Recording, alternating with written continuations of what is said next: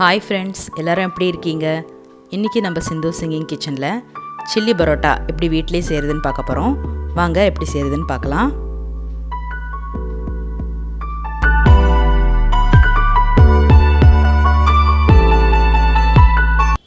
இதுக்கு தேவையான இன்க்ரீடியன்ஸ் என்னென்னு பார்த்துடலாம். பரோட்டாவை இந்த மாதிரி துண்டு துண்டாக கட் பண்ணி வச்சுக்கோங்க. கேப்சிகம், தக்காளியை விதையெல்லாம் எடுத்து வச்சுருக்கேன்.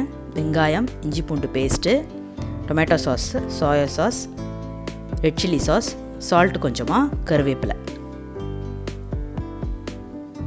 இப்போ ஃபஸ்ட்டு நம்ம கடாயில் கொஞ்சமாக எண்ணெய் சேர்த்து ஹீட் ஆனதும் கருவேப்பிலையை சேர்த்துக்கலாம். கூடவே இந்த இஞ்சி பூண்டு பேஸ்ட்டையும் சேர்த்துக்கலாம். ஒரு 2 மினிட்ஸ் கிட்ட நல்லா இதை பச்சை வாசனை போகிற வரைக்கும் வதக்கிக்கலாம்.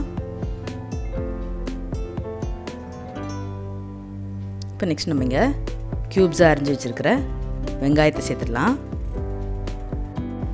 இப்போ இந்த வெங்காயம் ஒரு 2 மினிட்ஸ் நல்லா வதக்கணும். ரொம்ப வதக்கணும்னு அவசியம் இல்லை, கொஞ்சம் கிறிஸ்பாக இருந்தால் தான் நல்லாயிருக்கும்.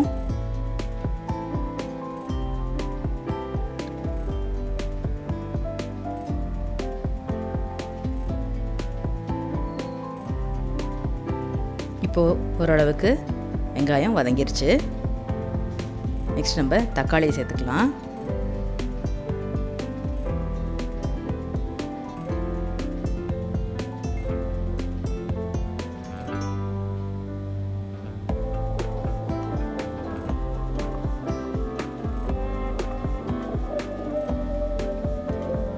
ஒரு 2 மினிட்ஸ் நல்லா வதக்கினதும் கட் பண்ணி வச்சுருக்கிற கேப்சிகம் சேர்த்துடலாம்.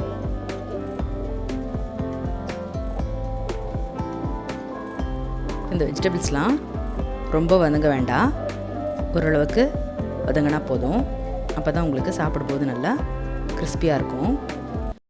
ஒரு வார்த்தை கேட்க 1 வருஷம் காத்திருந்தேன், இந்த பார்வை பார்க்க பகலிரவா பூத்திருந்தேன், மணமால ஒன்று பூவா கோத்திருந்தேன், அந்த செய்திக்காக நொடி நொடியா வேத்திருந்தேன், சூரியன சுருக்கு பயில் நான் அள்ளி வர ஆசைப்பட்டேன், சிங்கத்தையும் சில நாளா ஏன் சின்ன கம்மலுக்குள் பூட்டிக்கிட்டேன், தண்ணிக்குள்ளதான் நட்ட தாமரை கொடி தெப்ப குளத்தையும் குடிச்சிருச்சே, ஒரு வார்த்தை சொல்ல 1 வருஷம் தயங்கி நின்னே, அந்த பார்வை பார்க்க முடியாம நான் ஒதுங்கி நின்னேன். இப்போ வெஜிடபிள்ஸ் எல்லாம் ஓரளவுக்கு வெந்துருச்சு. இப்போ நெக்ஸ்ட் நம்ம சாஸ் எல்லாம் சேர்த்து வதக்கிடலாம்.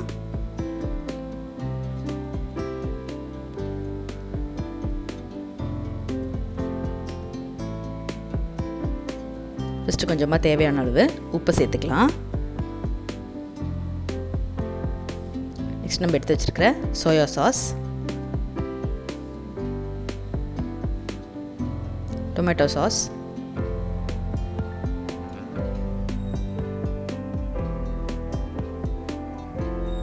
ரெட் சில்லி சாஸ், இது எல்லாத்தையும் சேர்த்து ஒரு 2 மினிட்ஸ் நல்லா வதக்கிக்கலாம். உப்பு வந்து நீங்கள் கொஞ்சம் பார்த்து சேர்த்துக்கோங்க, ஏன்னா நம்ம சேர்த்துருக்கிற சாஸில் எல்லாத்துலேயும் உப்பு இருக்கும்.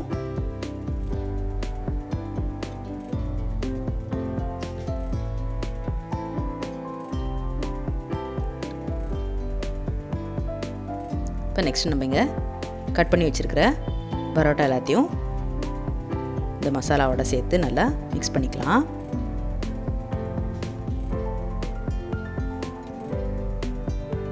இந்த மாதிரி ஒரு 2 மினிட்ஸ் கிட்ட நல்லா மிக்ஸ் பண்ணால் உங்களுக்கு சில்லி பரோட்டா வீட்லேயே ஈஸியாக குயிக்காக செஞ்சிடலாம். பரோட்டாவோட ரெசிபி நான் கீழே லிங்க்கை டிஸ்கிரிப்ஷனில் கொடுத்துருக்கேன், கண்டிப்பாக பார்த்து செஞ்சு பாருங்கள். சிந்து சிங்கிங் கிச்சனுக்கு மறக்காமல் லைக் பண்ணி ஷேர் பண்ணி சப்ஸ்கிரைப் பண்ணிவிடுங்க. பெல் ஐக்கானையும் ப்ரெஸ் பண்ணிவிடுங்க. தேங்க்யூ ஆல், பாய்.